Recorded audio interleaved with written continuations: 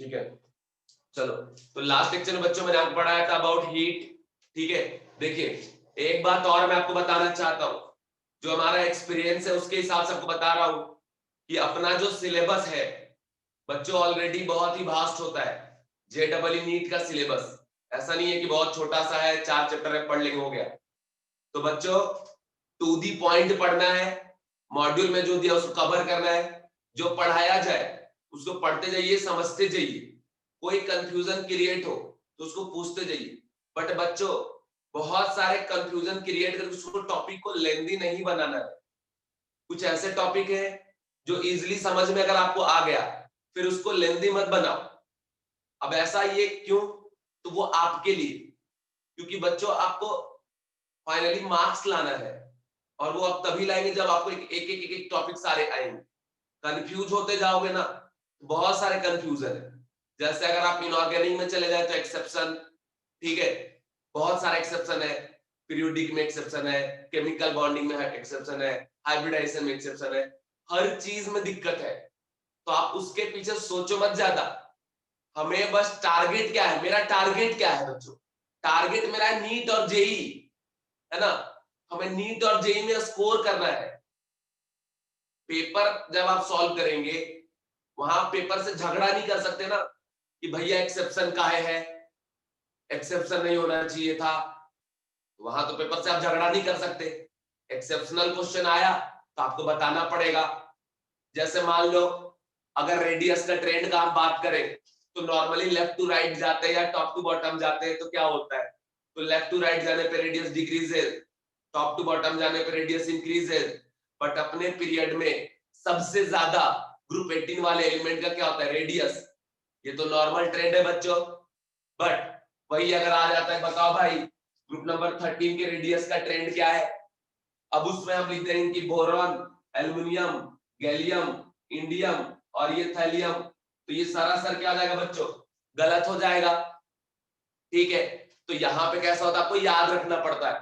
क्या याद रखना पड़ता है कि बोरॉन से बड़ा कौन है, गैलियम, फिर कौन है, एल्युमिनियम, फिर इंडियम, रफली इक्वल टू क्या आपका, थैलियम। तो भाई इसी को एक्सेप्शन कहते हैं, ये एक्सेप्शन है, तो इसको याद रखना पड़ेगा। हम आपको ये समझाने की कोशिश कर रहे हैं कि पूरा आपको टारगेट सिर्फ क्वेश्चन सॉल्व करने पे देना है। ठीक है, क्वेश्चन सॉल्व करते वक्त, और जब आप पढ़िए तो 100% कंसंट्रेशन के साथ थ्योरी पढ़िए, उसमें ज्यादा कंफ्यूज ना होइए। जैसे मैंने लास्ट लेक्चर में पढ़ाया कि भाई हीट क्या है, तो बोले हीट जो due to temperature difference energy का ट्रांसफर होगा उसे हीट कहेंगे। तो इसमें ज्यादा सोचना नहीं है भाई, ठीक है, इसको कंफ्यूज नहीं करना है। अब ये हो गया हीट क्या होता है, उसके बाद बोले method for calculation of heat. तो फर्स्ट मैंने बताया आपको by using first law of thermodynamic. तो फर्स्ट लॉ ऑफ थर्मोडायनेमिक क्या बताए कि बाबू अगर मैं सिस्टम हूं या किसी सिस्टम को आपने लिया, उसके पास उसका खुद का एनर्जी किसके बराबर है, यू के बराबर।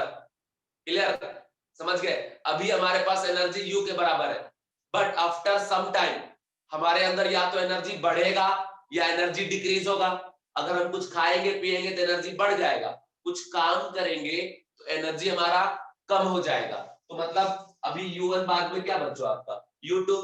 इन दोनों का जो डिफरेंस है इसी को हम लोग क्या बोल रहे हैं, delta U, change in internal energy. तो ये चेंज है वो किस में कन्वर्ट हुआ होगा, either in the form of work और इन द फॉर्म ऑफ क्या आपका हीट, क्योंकि दो ही रास्ता है हमारे पास।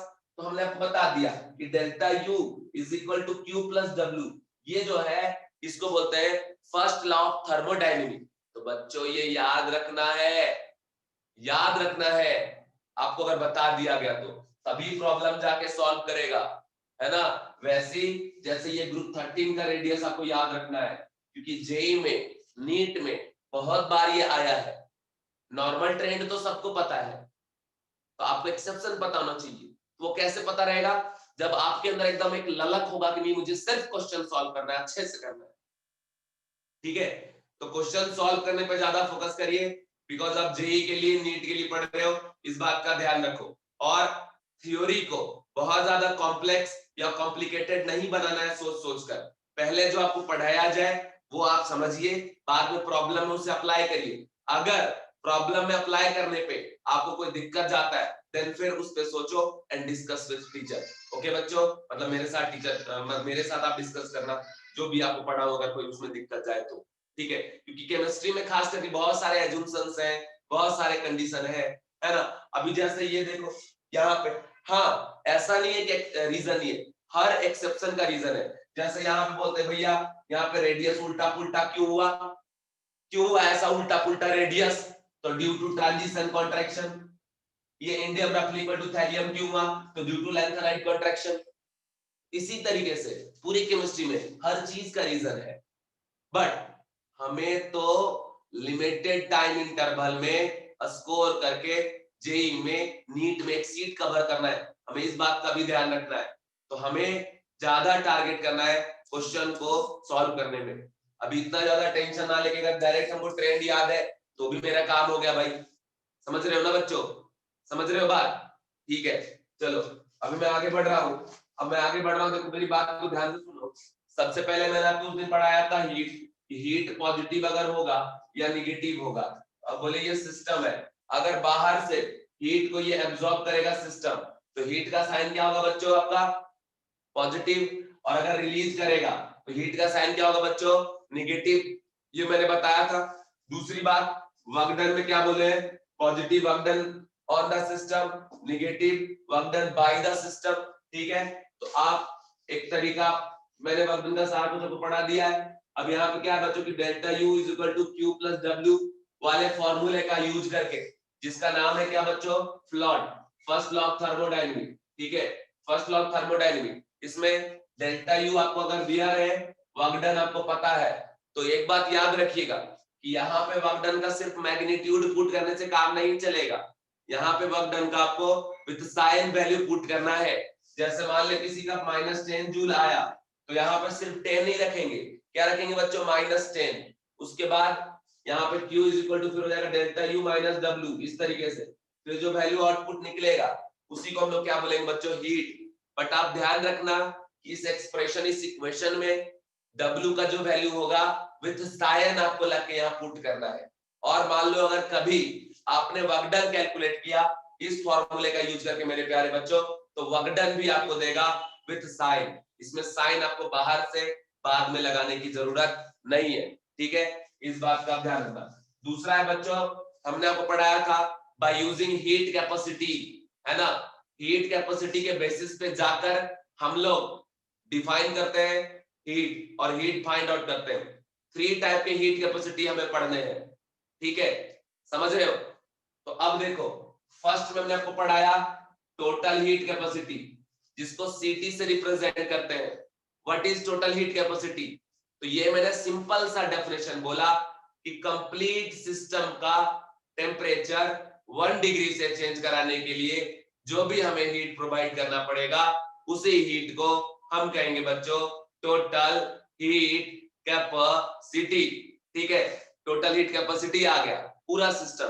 तो बोला कि भैया ये एक्सटेंसिव है कि इंटेंसिव है, तो सीधा बात ये कैसा हो जाएगा बच्चों आपका एक्सटेंसिव, क्योंकि ये अमाउंट पे डिपेंड करेगा।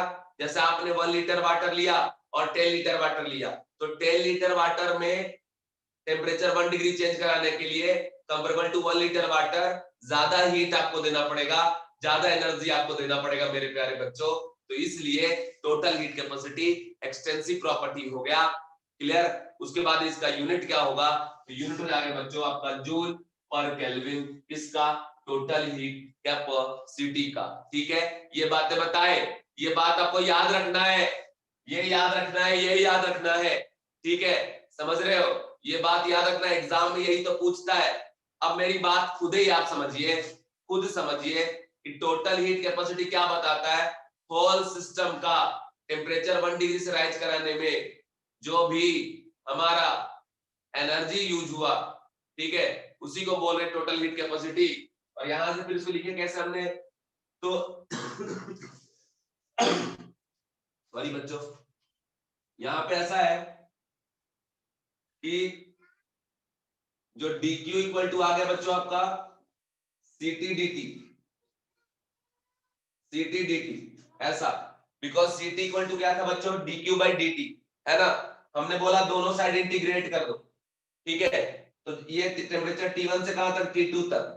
क्योंकि देखो खुद ही आप समझो, जब हम हीट करेंगे सिस्टम को तो हम क्या बोल रहे, temperature change bye 1 degree Celsius.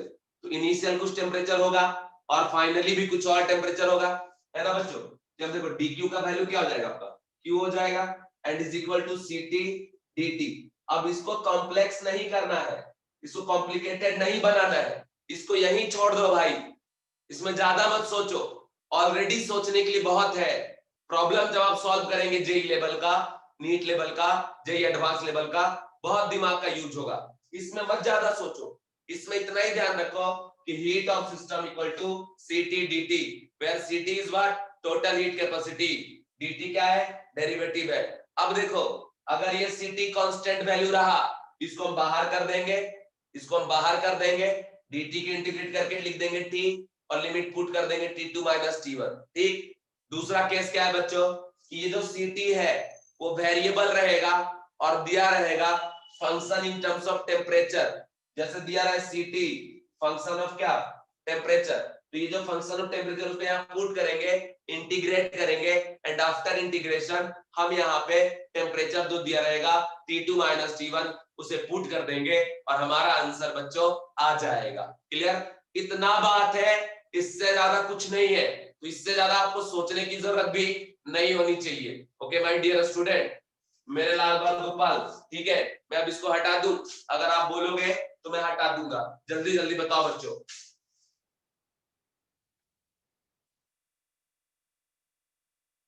Anuja, Aditya, Manali, Bidul, very good, very good, ठीक है। चलिए चलिए सारे बच्चे रिप्लाई कर दें, सारे बच्चे रिप्लाई कर दें, ठीक है। इसके बाद दूसरा देखो बच्चों, दूसरा जो है हमने आपको पढ़ाया था मोलर हीट कैपेसिटी, है ना, मोलर हीट कैपेसिटी। तो molar heat capacity defined for what, 1 मोल, है ना। अब एक बात बता दे, हम बोले कितना भी ले लो, डिफाइन 1 मोल के लिए ही सिर्फ होगा, तो उसे हम बोलेंगे molar heat capacity, my dear student. तो मेरी बात को जरा ध्यान से सुने, हमने क्या कहा भाई, कितना भी लो, हम बात करेंगे तो 1 मोल के लिए ही करेंगे, इसलिए नाम पड़ा इसका मोलर हीट कैपेसिटी, ठीक है। मेरी बात को जरा ध्यान से समझे, हम बोले बच्चों एक गैस है, ये कितना भी आप लो, लेकिन हमको डिफाइन कितने पे करना है, 1 मोल पे, उसको बोल रहे हैं मोलर हीट कैपेसिटी। अब क्या डिफाइन करना है कि to raise temperature 1 degree Celsius, जो भी हीट प्रोवाइड करना पड़ेगा हमें गैस को या सिस्टम को, वही उसका क्या होगा बच्चों, मोलर हीट कैपेसिटी, ठीक है। तो अब भैया ये 1 मोल के लिए डिफाइन है, 1 मोल के रिस्पेक्ट में, तो मतलब ये अमाउंट पे डिपेंड नहीं कर रहा है, तो सीधा बात है बच्चों, ये क्या हो गया आपका, बोलो, ये हो जाएगा आपका इंटेंसिव प्रॉपर्टी, ठीक है। इसका यूनिट क्या हो जाएगा, जूल पर मोल पर केल्विन, ये यूनिट हो गया, बता दिए थे।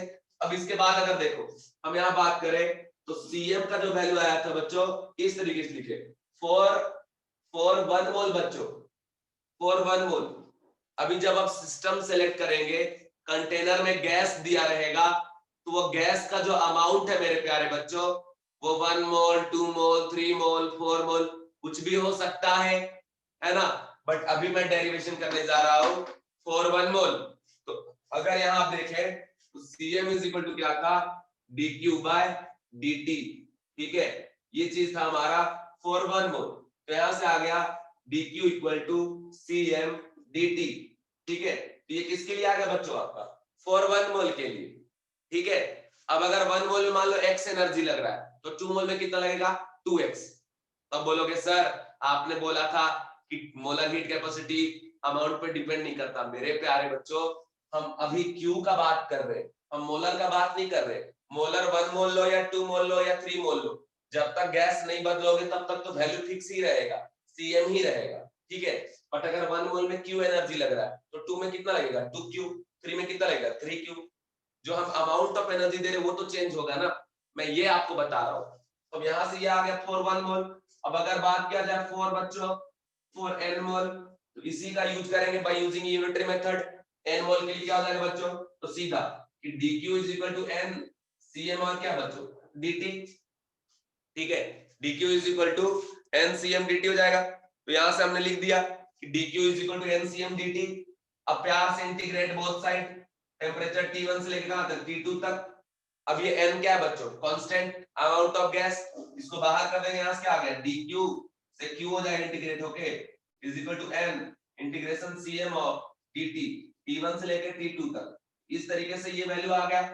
अब अगर मोलर हीट कैपेसिटी कांस्टेंट है तो इंटीग्रेशन साइन से इसको हम बाहर लेके जाएंगे, लेकिन अगर कांस्टेंट नहीं है बच्चों उस केस में हम उसको बाहर लेके नहीं जाएंगे, इंटीग्रेट करेंगे, है ना, फिर लिमिट पुट करेंगे तो हमारा आंसर आ जाएगा। ठीक, तो कुल मिला के एक ही सिस्टम में टोटल हीट कैपेसिटी भी डिफाइन होता है, मोलर हीट कैपेसिटी भी डिफाइन होता है।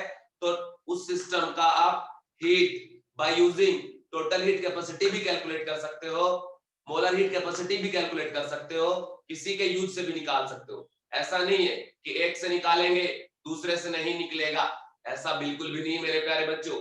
एक बार सभी बच्चे रिप्लाई कर दीजिए, यहाँ तक जो पढ़ाए जो बताए क्या आपको क्लियर है या कोई डाउट है। सारे बच्चे, एक एक बच्चा, एक भी रुकना नहीं चाहिए, छूटना नहीं चाहिए, सारे रिप्लाई कर दो बच्चों, ठीक है। तो ये हमने आपको यहाँ तक बता दिया। बस हम आपको यही कह रहे हैं कि कॉम्प्लेक्स मत बनाओ, कॉम्प्लेक्स मत बताओ चीजों को, जो क्लियर एकदम यहाँ फिट हो जाए उसको फिट होने दो, कॉम्प्लेक्स मत बनाओ। ऑलरेडी बहुत ऐसे टॉपिक हैं जो बिना रीजन वाले हैं, जैसे इनऑर्गेनिक केमिस्ट्री खास करके, ठीक है। इसके बाद देखो बच्चों, इसके बाद मेरे प्यारे बच्चों अब मैं थर्ड बात करने जा रहा हूं, नाम है स्पेसिफिक हीट कैपेसिटी। एंड आप भी साथ ही साथ रफ पेज में लिखते जाइए मेरे प्यारे बच्चों, specific heat capacity. Specific heat capacity क्या होता है, तो मेरी बात को पहले ध्यान से सुन लो। यह है बच्चों, इसको एस से रिप्रेजेंट करते हैं, ठीक है, रिप्रेजेंटेड बाय एस। और इसका डेफिनेशन है कि बच्चों कंप्लीट सिस्टम आपको दिया हुआ है, उस कंप्लीट सिस्टम में से 1 ग्राम, नॉट 1 मोल, कितना 1 ग्राम, क्या बोल रहे हैं ये समझ लो, यहां भर भर के सिस्टम मेरे को दिया हुआ है, उस सिस्टम में से हमने 1 ग्राम बाहर निकाला और उस 1 ग्राम का टेम्परेचर हमें चेंज कराना है 1 डिग्री सेल्सियस। तो 1 डिग्री टेम्परेचर चेंज कराने में जो भी हमें हीट देना पड़ेगा उस हीट को बोलेंगे स्पेसिफिक हीट कैपेसिटी। बोलने का मतलब ये हुआ बच्चों कि मान लो ये जो बॉक्स है, ये बॉक्स है हीट, सॉरी सिस्टम, इसमें बहुत बहुत सारा अमाउंट भरा हुआ है। तो हमें अगर स्पेसिफिक हीट कैपेसिटी डिफाइन करना है तो इस कंप्लीट बॉक्स से कोई लेना देना नहीं है। हम यहां से 1 ग्राम ऐसे बाहर निकालेंगे, जो भी है सिर्फ 1 ग्राम निकालने के बाद उसका टेम्परेचर 1 डिग्री चेंज कराने में जो भी हीट हमें देना पड़ेगा उस हीट को बोलेंगे स्पेसिफिक हीट कैपेसिटी। और ये कितना भी बड़ा कर दो बॉक्स, कितना भी सिस्टम को बड़ा कर दो, स्पेसिफिक हीट कैपेसिटी हर बार 1 ग्राम के लिए ही अगर डिफाइन है। इसीलिए बच्चों इसके बारे में भी अगर पूछ दे कि बता दो ये कैसा है, एक्सटेंसिव प्रॉपर्टी है या इंटेंसिव प्रॉपर्टी है, तो मैं आपसे पूछता हूं, आपसे जानना चाहता हूं कि बताओ ये स्पेसिफिक हीट कैपेसिटी कैसा है, इंटेंसिव है बच्चों या एक्सटेंसिव है, क्या है? सारे बच्चे एक बार रिप्लाई कर दे।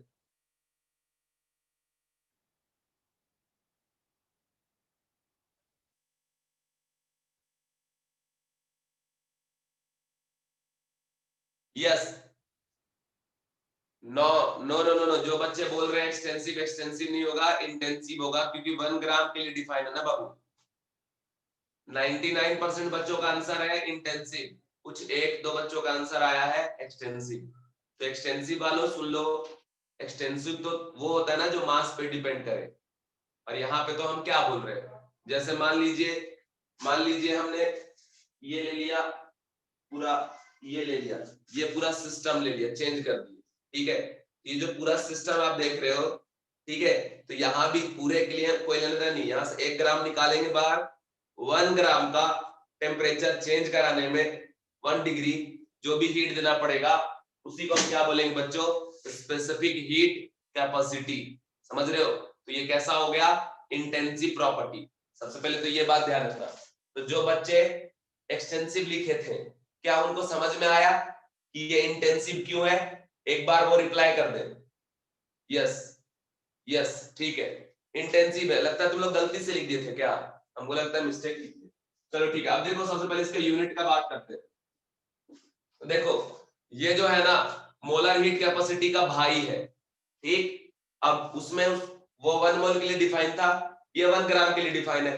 तो सीधा बात है, यहाँ क्या लगाओगे मेरे प्यारे बच्चों? यूनिट में क्या लगाओगे मेरे प्यारे बच्चों? बोलते जाओ। जूल होगा, जूल होगा, और फिर क्या?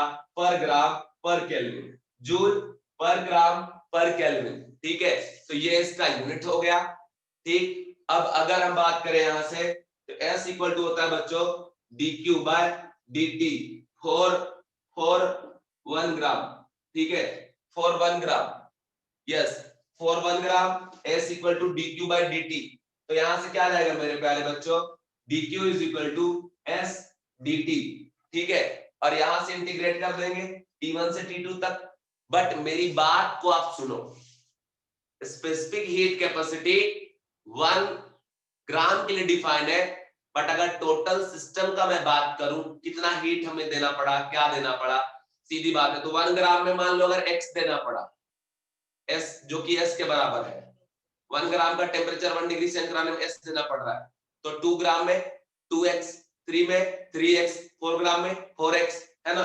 तो बस वैसे ही for 1 gram dq equal to s dt my dear student. But अगर आपसे बोले कि फॉर m ग्राम, ठीक है, m ग्राम m, देन यहाँ पे क्या हो जाएगा? dq is equal to ms dt, ठीक है, ms dt। तो यहाँ पे integrate both side from t1 to what बच्चों? t2, ठीक है। अब दूसरा बोलोगे सर t1 से t2 क्यों ले रहे हो? तो हम डेफिनेशन डिफाइन कर रहे हैं 1 डिग्री चेंज में, लेकिन जरूरी तो नहीं है ना कि हर बार टेम्परेचर 1 डिग्री से ही चेंज करे। टेम्परेचर उससे ज्यादा भी चेंज हो सकता है, उससे कम भी चेंज हो सकता है, 10 डिग्री का चेंज हो सकता है, 20 डिग्री का चेंज हो सकता है।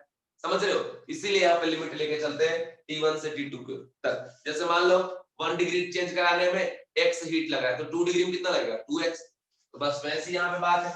अब मेरे प्यारे बच्चों फिर से देखो, ये dq से क्या आ जाएगा बाहर? q आ जाएगा, and is equal to integration of ये जो m है किसी भी गिवन सब्सटेंस का मास। यस, मास है आपका गिवन सब्सटेंस का फॉर 1 ग्राम। ये 1 ग्राम के लिए यहां तक लिखे m ग्राम, मतलब मास ऑफ गिवन सब्सटेंस। अब कोई भी गिवन सब्सटेंस है, कोई भी सिस्टम है, उसका कुछ ना कुछ एक फिक्स वैल्यू होगा मास का। अब अगर वो मास का वैल्यू दिया है, मतलब ये वैल्यू कैसा हुआ बच्चों? कांस्टेंट। यहाँ पे आप कैरम बोर्ड खेलेंगे तो खटाक से मारेंगे, ये बाहर जाएगा, m इधर बाहर चला गया बच्चों। अब ये s और ये dt, ठीक है। तो ये मेरे बात को आप ध्यान रखें, q इक्वल टू क्या आ गया बच्चों? ms dt। s को हम बाहर भी कर सकते हैं, बट अभी बाहर नहीं करेंगे, क्योंकि बाहर करने पे हर बार वो सही नहीं कहलाएगा, क्योंकि s जो है बच्चों वो वेरिएबल भी हो सकता है, टेम्परेचर के टर्म्स में फंक्शन भी हो सकता है। तो ये बात हो गया बच्चों, ये बात पूरा क्लियर हो गया। अब एक बार सारे बच्चे रिप्लाई कर दे सर समझ में आया या नहीं आया, ठीक है। और मान लो इसका अगर आप डेफिनेशन लिखते तो क्या लिखते हैं? स्पेसिफिक हीट कैपेसिटी का heat to change temperature by 1 degree Celsius of 1 gram of system. 1 gram system का टेम्परेचर 1 डिग्री से चेंज कराने में जो भी हीट हमें देना पड़ेगा उसी को हम लोग क्या बोलेंगे बच्चों? Specific heat capacity. अब मेरी बात को जरा ध्यान से सुनिए, मेरी बात को जरा ध्यान से सुनिए, ठीक है। यहाँ पे मैं आपको कुछ कंडीशन बताने जा रहा हूँ कि जैसे एक सिस्टम है, एक सिस्टम है, ठीक है, एक सिस्टम है, ये सिस्टम, इसके लिए मोलर हीट कैपेसिटी Cm है, स्पेसिफिक S है और टोटल Ct है, ठीक है। यस भाई, नोट्स मैं सेंड कर दूंगा आज। आप लगता स्टार्टिंग में थे, एक्चुअली मेरी तबीयत खराब थी, सैटरडे संडे पूरे कंप्लीट सोए हैं सिर्फ, है ना, और कुछ नहीं किए, तो इसलिए मैंने आपको नोट्स नहीं सेंड किया। मैं आज सेंड कर दूंगा, ठीक है, आज का लेक्चर नोट्स और सैटरडे का, दोनों का लेक्चर नोट्स में आज, हाँ अभी तो मैं ठीक हूँ, मैं सेंड, ठीक है ठीक है। अब देखो यहाँ पे ये जो मोलर हीट कैपेसिटी है, ये स्पेसिफिक हीट कैपेसिटी है और ये टोटल हीट कैपेसिटी। एक सिस्टम के लिए तीनों डिफाइन होगा, ऐसा नहीं कि अलग अलग चाहिए। अब बोलोगे सर तीनों कैसे डिफाइन है? यार ये सिस्टम में इसके मोल 1 मोल का जो हीट होगा 1 डिग्री चेंज कराने उसी क्या बोले मोलर, 1 ग्राम के रिश्ते में क्या हो गया स्पेसिफिक, और जो टोटल मास है उसके हिसाब से क्या हो गया टोटल। तो तीनों के हिसाब से आप निकाल सकते हैं। तो तीनों को अगर एक साथ फॉर्मूला लगाए, कैसे लगाएंगे बच्चों? लगाएंगे आपकी Q इज इक्वल टू, है ना, NCM dt, Q equal to NCM dt, where T1 से कहां तक T2 तक, this is equal to ms dt, T1 से लेके T2 तक, एंड थर्ड बच्चों आपका CT dt, ये भी T1 से लेके T2 तक। तो ये बात है बच्चों, ठीक है। इसमें से कोई भी फॉर्मूला लगाना और हीट निकाल लेना, किसी से भी अलग अलग तरीके से डिफाइन है। जैसे आपने कंसंट्रेशन टर्म पढ़ा होगा मोल कंसेप्ट में, मोलरिटी, मोलालिटी, पार्ट्स पर मिलियन, पार्ट्स पर बिलियन, है ना, मोल फ्रैक्शन, है ना, उसके बाद आपका नॉर्मलिटी, ये सब आपने पढ़ा होगा। तो वो क्या है, एक ही सॉल्यूशन को अलग अलग तरीके से रिप्रेजेंट करने का कंसंट्रेशन टर्म है, जो कि डिफरेंट डिफरेंट है। जैसे ये मार्कर का लेंथ अगर मैं मेजर करूं बच्चों, तो मीटर में भी मेजर कर सकते हैं, सेंटीमीटर में भी मेजर कर सकते हैं, मिलीमीटर में भी मेजर कर सकते हैं, बट सबसे ज्यादा प्रेफरेबल कौन सा होगा, सेंटीमीटर वाला। लेकिन हम चाहे तो इसके लेंथ को किलोमीटर में भी एक्सप्रेस कर सकते हैं, है ना। बस वैसे ही किसी सिस्टम के हीट को आप चाहे तो मोलर का यूज करके कैलकुलेट करिए, स्पेसिफिक का यूज करके कैलकुलेट करिए, टोटल के यूज करके कैलकुलेट करिए, हेल्प लेकर। कैसे, अब किसका हेल्प लेंगे, कैसे पता करना है? तो जो प्रॉब्लम में गिवन रहेगा हम उसका हेल्प लेंगे और प्रॉब्लम को बच्चों सॉल्व करेंगे, इस बात का ध्यान रखिएगा। अब एक बात और समझ लीजिए, प्रॉब्लम में जब ये डाटा देगा तो डायरेक्ट लिख के देगा मोलर हीट कैपेसिटी, तो समझ जाना NCM dt लगाना है, स्पेसिफिक हीट कैपेसिटी तो समझ जाना MS dt लगाना है, और अगर बोला टोटल हीट कैपेसिटी तो डायरेक्ट CT dt लगाना है। बस ये काम यहाँ पे करना है, कहानी खत्म। इसके बाद मेरे प्यारे बच्चों इसके आगे का कंडीशन क्या है? इसके आगे कंडीशन ये है कि कभी कभी प्रॉब्लम में आपको लिख के नहीं देगा मोलर है कि टोटल है कि स्पेसिफिक है, तो उस टाइम बहुत ज्यादा कंफ्यूजन होता है कि हम कौन से फॉर्मूला का इस सब में से यूज करें। तो इसके लिए बच्चों आपको अपने दिमाग का यूज करना पड़ेगा, और इसके लिए आपको यूनिट का यूज करना पड़ेगा। और इसीलिए मैंने बताया था कि जब आपको सिर्फ जूल और केल्विन दिया रहे वैल्यू के साथ, x जूल पर केल्विन, तो बच्चों ये कौन सा हो गया, ये हो गया आपका टोटल हीट कैपेसिटी। अगर आपको ऐसा लिख दिया x जूल पर मोल पर केल्विन, तो ये कौन सा हो गया मेरे प्यारे बच्चों, मोलर हीट कैपेसिटी। और अगर ऐसा लिख के दिया x जूल पर ग्राम पर केल्विन, ये यूनिट यूज किया है, तो ये कौन सा हो गया बच्चों आपका स्पेसिफिक हीट कैपेसिटी। तो यूनिट का भी यूज करना पड़ेगा आपको for finding nature of heat capacity, which type of heat capacity, total, specific और मोलर। ओके बच्चों, give me answer please, yes और नो, क्लियर है या नहीं है? सारे बच्चे रिप्लाई कर दे, ठीक है। अब इसमें कंडीशन कैसा है बच्चों,